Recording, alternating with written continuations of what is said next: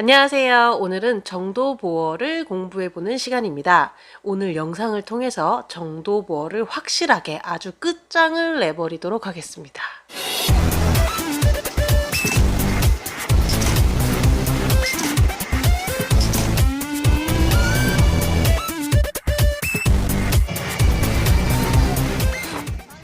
안녕하세요. 방가은입니다. 인트로 영상 어떠세요? 마음에 드시나요?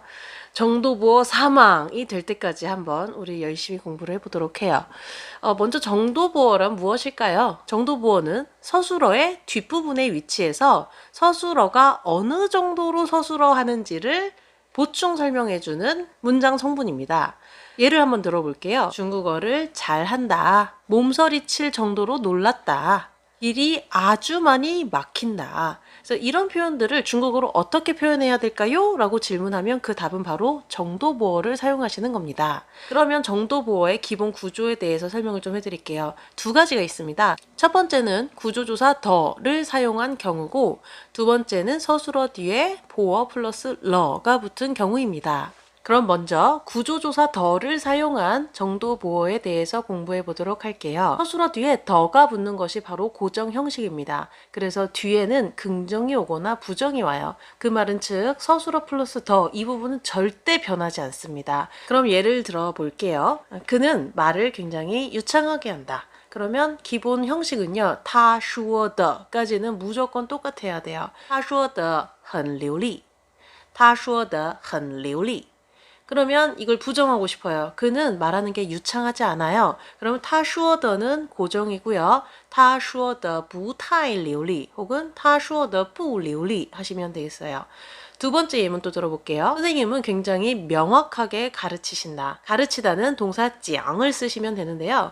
老师讲的까지는 무조건 똑같아요. 그 뒤에 긍정이 들어가느냐 부정이 들어가느냐가 바뀌는 거지 앞에 이 老师讲的는 절대 바뀌면 안 돼요.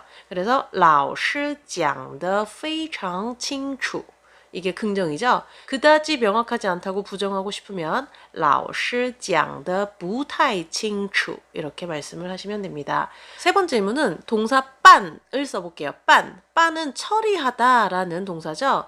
办的까지는 다 동일해요. 아주 순조롭게 처리를 했으면 办得很顺利 일 처리한 게 그다지 순조롭지 않으면 办的는 계속 똑같이 쓰시고 그 뒤에 办得不太顺利 라고 쓰시면 됩니다. 그럼 제가 연습 문제 두 개를 내볼게요. 먼저 첫 번째, 뛴다 라는 서술어를 써볼게요. 뛰는 게 아주 빠르다. 부정을 하면 뛰는 게 빠르지 않다. 이 두 문장을 한번 造个句子 장문을 해보도록 하겠습니다. 그러면 우선 첫 번째 제가 도와드릴게요.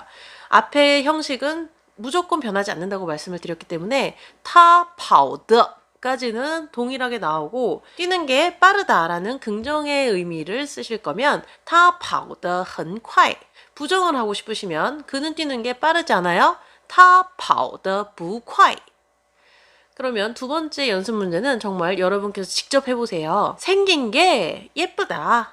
이 생기다라는 동사는 长을 쓰시면 돼요. 长. 자, 생긴 게 예쁘다. 문장 만들어 보시고요. 생긴 게 예쁘지 않다. 또 문장 만들어 보세요. 긍정과 부정을 만들어 보세요. 답을 알려드릴게요. 긍정은요. 长得很漂亮 부정은요. 长得不漂亮 뭐 好看을 쓰셔도 돼요. 长得很好看长得不太好看长得不好看 다 가능하죠. 그래서 중요한 거는요. 이 长得이 부분이 절대 변하지 않는다는 것입니다. 그럼 이 뒤에 부분을 조금 더 다양하게 바꿔볼게요. 지금까지 제가 든 예문은 说的를 기준으로 잡았을 때 很好, 不好, 不太好만 나왔는데 이제 다른 부사를 또 쓸 수도 있어요. 说的特别好说的那么好说的这么好说的如此好说的多么好이 정도까지가 있어요. 뭐 더 있을 수도 있는데 이 정도면 충분하실 것 같아요. 그럼 여기서 잠깐 굉장히 주의하셔야 될 게 딱 한 가지가 있는데요. 목적어가 들어갔을 경우에 정도부어 문장 배열을 굉장히 조심하셔야 합니다. 우선 제가 방금까지 들었던 예문은 딱 목적어가 없는 동사만 있는 예문들이었어요. 说得很好, 长得很好看, 办得很顺利 이 정도의 문장이었잖아요. 그럼 목적을 한번 넣어볼게요. 예를 들어볼게요. 먼저 먹는 게 아주 빠르다. 이렇게 목적어가 없는 문장은요. 吃得很快 부정은요. 吃得不快 하시면 돼요. 근데 여기에 饭이라는 밥이라는 목적어가 들어가면 吃饭 동사 한 번 더 써주셔야 돼요. 吃得很快 이게 굉장히 중요합니다. 목적어가 들어가면 동사를 한 번 더 써주셔야 해요. 吃饭吃得很快 吃饭吃得不快 잘못된 문장 찾는 문제에 자주 나오는 보기 중에 하나로 정도부어 더가 목적어 바로 뒤에 붙는 거예요. 즉 동사를 한 번 더 안 써주는 거죠. 吃饭的很快땡吃饭的不快땡吃饭的不太快땡 다 틀려요. 명사 뒤에 더가 붙으면 다 틀립니다. 그래서 반드시 동사를 한 번 더 써주셔야 돼요. 그럼 다른 예문을 또 들어볼게요. 농구하다 뭐라고 하죠? 打篮球打篮球 그러면 농구를 아주 잘한다. 란치우라는 목적어가 있기 때문에 반드시 동사를 한 번 더 써주는 거예요. 打篮球打得很好 긍정이죠? 부정해볼게요. 여러분이 해보세요. 打篮球打得不好 다른 예문을 들어볼게요. 한자를 쓰다. 写汉字 한자를 아주 예쁘게 잘 쓴다. 긍정으로 문장을 만들어 보세요. 写汉字写得很好看 한자라는 목적어 뒤에 동사를 한 번 더 써주는 게 포인트입니다. 写汉字写得很好看 부정해 볼게요. 한자 쓰는 걸 아주 못 써요. 예쁘게 못 써요. 写汉字写得不好看 이번엔 연습 문제예요. 연습 문제로 제가 제시할 서술어는 走路예요. 走路 길을 걷다. 길을 걷는 게 아주 빠르다. 자, 장문해 보세요. 走路走得很快 이걸 부정해 보세요. 길을 걷는 게 빠르지 않다. 走路走得不快 그 다음 연습 문제에 제시될 서술어는 开车입니다. 开车는 운전하다죠. 그는 운전을 아주 느리게 한다. 자, 장문해 보세요. 开车开得很慢 카이를 한 번 더 써주는 게 포인트죠. 그러면 이 문장을 부정해 보세요. 그는 운전하는 게 느리지 않다. 开车开得不慢 어떠세요? 좀 이해가 가셨나요? 정리를 해보면 说得很好 긍정, 说得不好 부정 여기에 목적어 들어가면 说汉语说得很好 부정은 说汉语说得不好 이렇게 정리가 되고요. 그럼 여기서 틀리기 쉬운 부분을 하나 짚고 넘어갈게요. 목적어가 들어가면 동사를 한 번 더 써주고 구조조사 너를 써야 된다고 말씀드렸는데 목적어가 목적어인지를 모르는 좀 헷갈리는 그런 단어들이 있어요. 잠을 자다. 잠을 자다를 중국어로 뭐라고 하죠? 睡觉. 이 睡觉를 하나의 동사로 착각하시는 분들이 있을 수 있거든요. 근데 이거는 잠을 자다라는 이 觉 뒤에 글자가 목적어예요. 그래서 만약에 잠을 아주 늦게 잤어. 이 문장을 중국어로 바꾸면 睡觉睡得很晚 이렇게 하셔야 돼요. 觉가 목적어이기 때문에 睡觉的很晚 하면 땡 틀리세요. 睡觉睡得很晚 이 睡자가 동사라서 한 번 더 써줘야 합니다. 그럼 아주 꿀잠 자다 이런 표현을 어떻게 할까요? 중국어에서는요, 향, 향기 향자를 씁니다. 그러면 睡觉와 너와 香 이 글자를 사용해서 문장을 어떻게 만들어야 할까요? 정답은요, 睡觉睡得很香 이에요. 그러면 싸우다, 打仗 이라고 하죠. 打仗 아주 심하게 싸워요. 심하다라는 형용사는 뭐가 있을까요? 厉害를 쓰시면 되거든요. 그러면 打仗과 정도부어 너와 厉害를 사용해서 장문을 한번 해보세요. 아주 심하게 싸우다. 打仗打得很厉害. 이 打仗도 싸움을 하다라는 동빙 구조예요. 이 짱이 목적어입니다. 하나의 동사가 아닌 거예요. 그래서 이거는 뭐 단어를 외우실 때 그때그때 이게 전체가 하나의 동사인지 아니면 동사 플러스 목적어의 단어인지를 파악하시는 게 조금 중요하죠. 이거는 문장 배열이나 혹은 틀린 문장을 찾는 데에서 많이 나오는 문제 중에 하나예요. 여우영도요, 수영을 하다지 이거 자체가 수영하다라는 하나의 동사가 아니에요. 그래서 여우영, 여우더 很好 이렇게 하셔야 돼요. 어색하실 거예요, 아마. 근데 이게 맞는 어법이고요. 그럼 여기서 한 발짝 더 나아가서 공부하셔야 될 거는 이 이합사의 경우, 그러니까 목적어가 들어간 경우에 동사가 두 개가 쓰였잖아요. 동사, 목적어, 동사, the, 보어가 쓰였단 말이에요. 그럼 여기서 생략 가능한 게 있습니다. 바로 제일 앞에 있는 동사예요.